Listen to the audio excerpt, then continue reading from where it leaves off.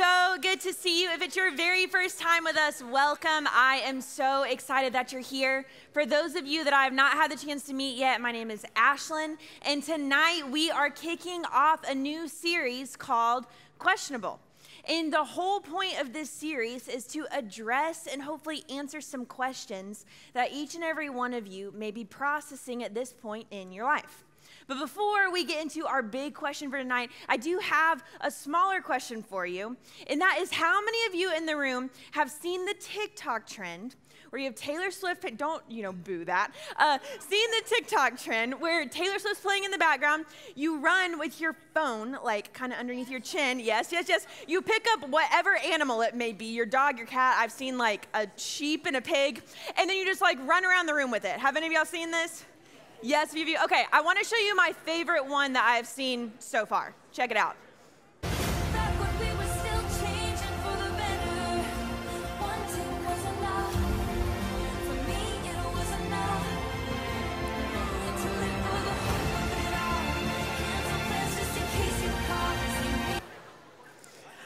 Honestly, I wish that was my dog. That dog is so extremely cute. The first time I saw this video, it killed me, which is not saying a lot because if you know me, I laugh pretty easily at just about everything, but still, I love this video.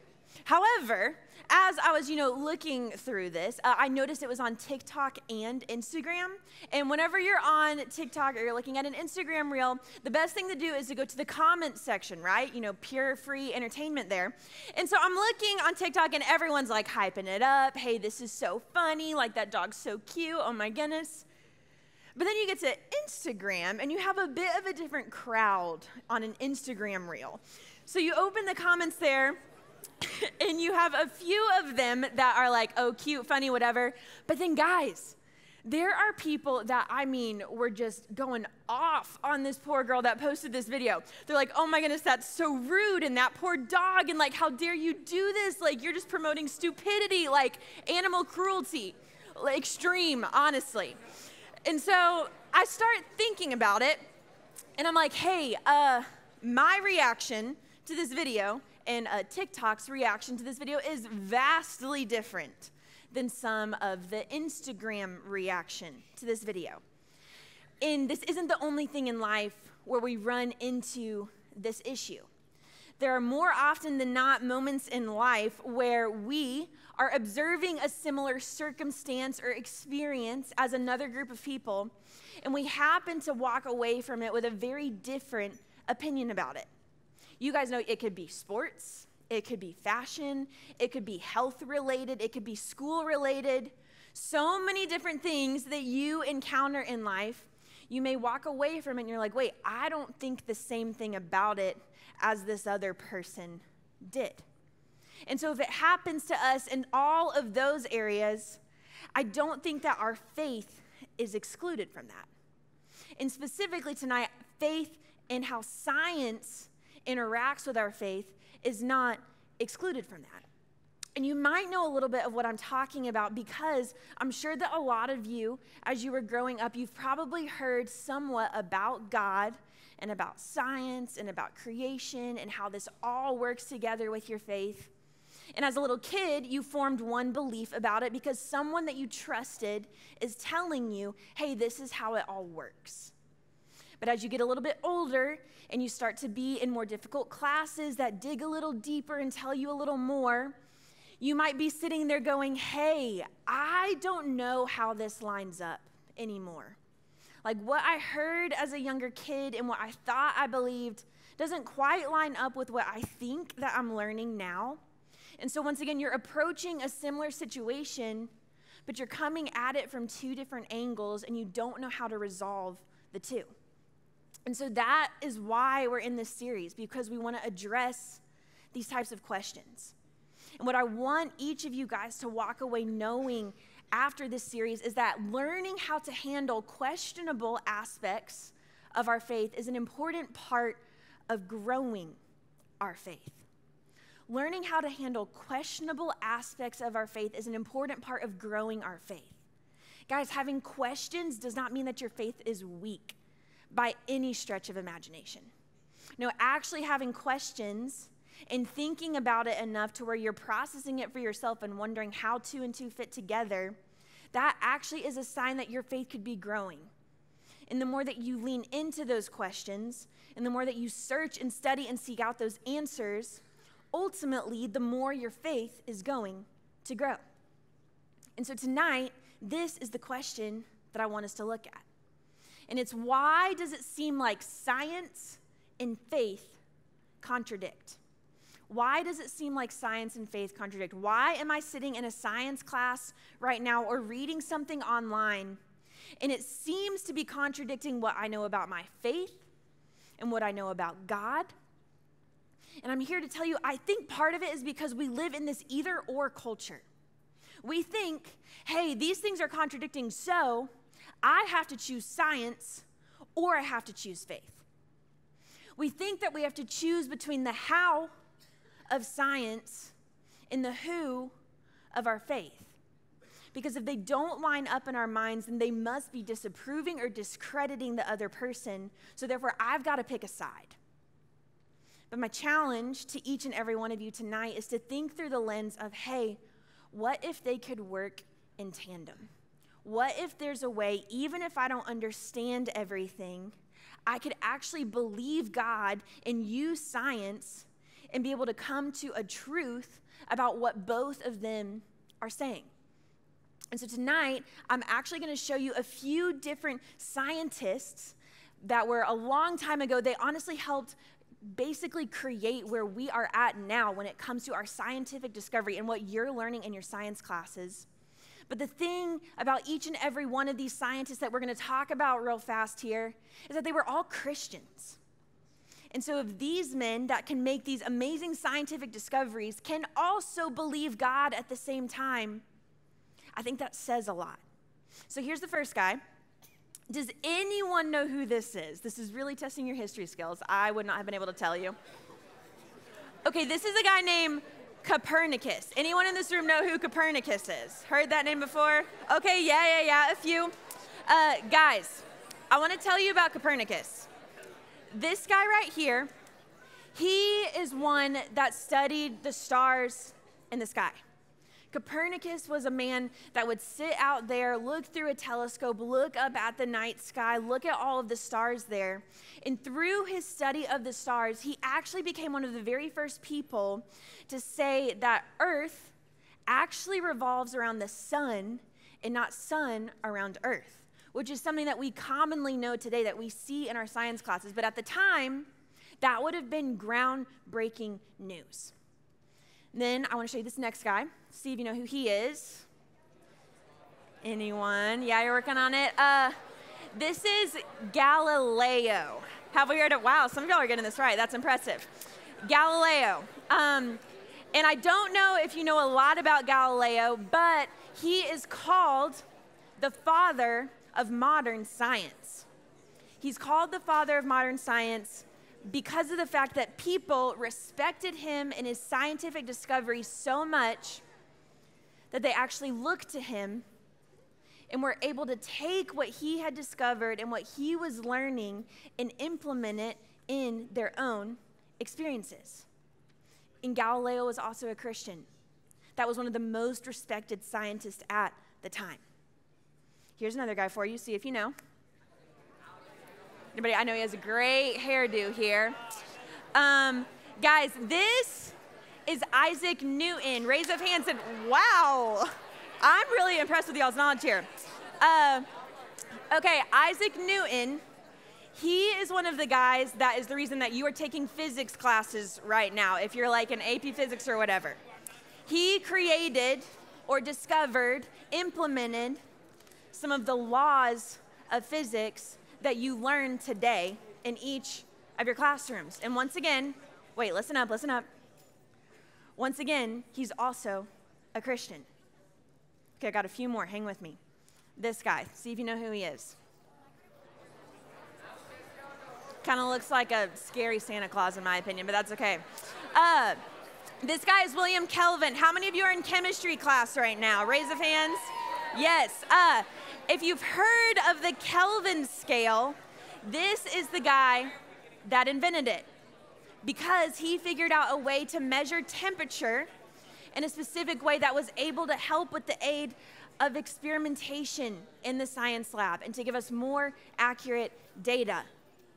And once again, he was also a Christian, also someone who believed God. And we still use one of his scientific discoveries today. And now here's my last guy for you. Does anyone know who this is? Let me know. Okay, honestly, I just had him here to make sure you were still tracking with me because I didn't want to bore you with all the science facts. Yes, he's amazing. We can move on from him. But guys, the thing that all of these scientists have in common, the thing that all of these scientists have in common is that they were able to take their scientific work and pair it with their faith. And what's incredible about this is that actually the way that they chose to live their life lines up with what the Apostle Paul tells us. Paul wrote a book to the Romans at the time, and I want you to see what he says, because what he says impacted the lives of these scientists and can impact the lives of you and me as well. He says, "For since the creation of the world, God's invisible qualities, his eternal power and divine nature have been clearly seen being understood from what has been made, so that people are without excuse." So Paul is saying, hey, Romans, this is what I want you to know.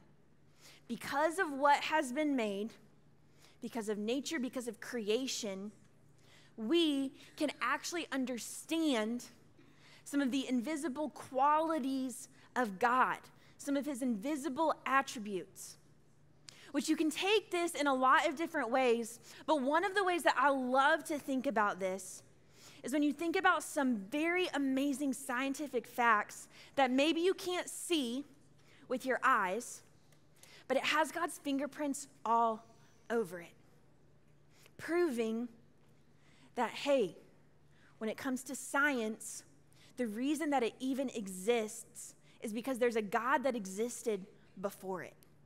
And so I want to tell you 3 of these facts that honestly kind of blew my mind when you really take a second to think about it.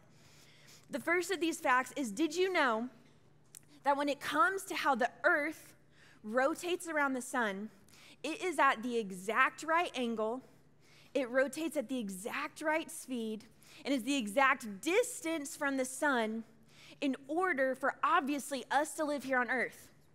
But if it were to be just degrees or centimeters or something off from what it currently is, it would probably eradicate all of life here. It would eradicate all of the plants, all of the animals, you and me, because it would either be too hot or too cold, or the atmosphere wouldn't be right and we would suffocate from it. But it's at that exact right angle and distance and speed, not out of a coincidence, but I believe that a God actually intentionally had it designed that way. Now, how many of you know about electromagnetic force? Have y'all heard this in your science classes? Yes, a lot of you. I want to give you some statistics and numbers on this. When it comes to the electromagnetic force that honestly goes around our entire world, it is so precise that a slight imbalance would cause it to rip the world apart, because of the fact that it is 10 to the 36 degrees, so basically one with a ton of zeros, 36 zeros after it, it's that much stronger than the force of gravity. So if there was a slight imbalance in this electrical force, it would completely obliterate the gravity that keeps us on the earth today. But the crazier thing is that it's virtually impossible for that to happen, because our whole entire world was made electrically neutral. And so the chances of there being an imbalance that would obliterate everything is actually a 1 over 10 to the 36 degree chance, which is a 1 over 1 with a bunch of zeros after, a very, very tiny fraction. That is that small of a chance of that actually happening. That is much smaller of a chance than anyone in this room basically like getting to meet and date like your favorite celebrity crush. Like, there's zero chance that this could happen, and it's because we have a God who knew this and made our world to work this way. And now here's the last one that I want to tell you about. You guys know about proteins. Proteins make up your whole entire body. You also take a lot of protein to work out. But guys, do you know what a protein is made of? Yes, you're correct. Way to go. A protein is made up of an amino acid. Now, listen, this is crazy to me. There are 20 different amino acids, only 20, but they can make up over 100,000 different proteins. And it takes a minimum of 500 amino acids put together in a perfect sequence to make up just one protein. And when it comes to the creation of life, you need certain proteins to be able to grow life from it and to reproduce and to have different molecules and to be different catalysts. And so the fact that there is life here on earth shows me that there is a God at the beginning of it all, because that is virtually impossible for it to happen by chance. Now, there are a lot of different theories of the timeline of creation and how creation actually came about, but what I'm confident in is that before any of this, any of us ever existed, there was a God there at the beginning, because crazy statistics and details and intricacies like this don't just happen by chance. And so I want you to look at this quote from another famous scientist, because it puts it into a great perspective for us. It's a guy named Francis Collins, and he says, if you see God as the creator of the universe in all of its amazing complexity, diversity, and awesome beauty, then science, which is of course a means of exploring nature, also becomes a means of exploring God's creative abilities. Guys, science and God don't have to contradict. And just because we may not fully understand how they work together does not discredit the fact that the more we actually engage with science and study nature, the more we're actually going to learn about our God. Because he is amazing and all-knowing and so intelligent that he could create things like electromagnetic force and amino acids that make up proteins, which help make up life. And it's incredible. And so what I want you to walk away from tonight is knowing that the more you learn about creation, the more you learn about the Creator. So as opposed to approaching science and faith with fear and uncertainty, you can know, hey, I can step into this because the more that I learn about the creation around me, the more that I learn about science, the more I'm going to know my God too. So I can confidently say that God is for you, that God loves you, that God cares about you, because if he puts this much intention into how our world is created, then how much more intentional and caring is he going to be with you and me on a daily basis? He's a good God who loves you. And he's also a God that welcomes questions. So there's two things that I want you to take with you in application from tonight. And the first is that questions are evidence of a growing faith. We talked about this earlier. Questions are evidence of a growing faith, and I want you to believe this. I don't want you to be scared to ask. I don't want you to be the person that doesn't just want to cause trouble and they don't want to stir the pot, so they just sit silent and then they suffer in silence because they don't get the answers to their questions. I want you to be someone who's courageous and willing to ask them, no matter what's happening. And if you don't get the answer from the first person you ask, don't give up. Go seek it out from another person. Go study it on your own, because questions are an evidence of a growing faith. And the other thing that I want you to know is that God isn't afraid of your questions. So if you're sitting there and it seems like, hey, science and my faith might contradict, and I don't want to upset God when it comes to the questions I have about it and the doubts or the feelings that I have in regards to it, don't worry about it. Because God isn't afraid of your questions. He actually welcomes your questions, and he would love if you wrestled with it in your mind so that you could come to a conclusion that ultimately grows your faith. And so y'all are gonna get to go to small group as you always do, and you're gonna get to talk about it. And you're gonna be in classes together at school and continue to learn more and talk about it.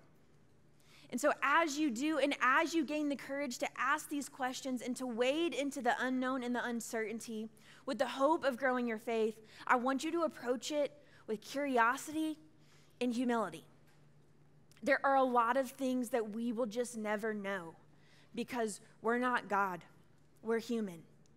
We're not always gonna get it right. We aren't always going to be the one with the correct answer, even if we may think we are in that moment. And so as you're searching these things out more and more and you're having conversations with people about it, I want you to be curious and humble. Because even if someone thinks slightly differently than you, it can be really good for you to hear another perspective from someone. And you can learn from that and grow from that. And maybe the two of you can even take what you know, and it makes a better understanding than what it would have just been had you just been silent to yourself. And so I'm hopeful for y'all. I'm excited for y'all as you begin to grow and just ask more questions, because that is what, honestly, Inside Out and your small group leaders are here for. They're here for you to process life. They're here for you to ask questions. And if they don't know the answer, that's okay. They'll find someone who does. And so as you go to small group tonight, be willing to talk about it. But let me pray for us, and then y'all hang right here for a second. God, I thank you so much for these students here at Inside Out. I thank you so much that you are a God above all. I thank you that we can come to you with any question, any doubt, any fear that we may ever have.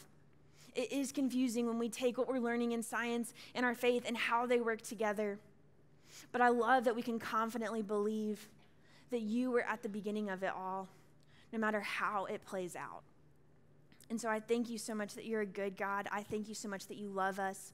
I thank you that you put people in our lives to help answer our questions and give us advice so that we can grow closer to each other and closer to you. Thank you so much for this night. In your name I pray, amen.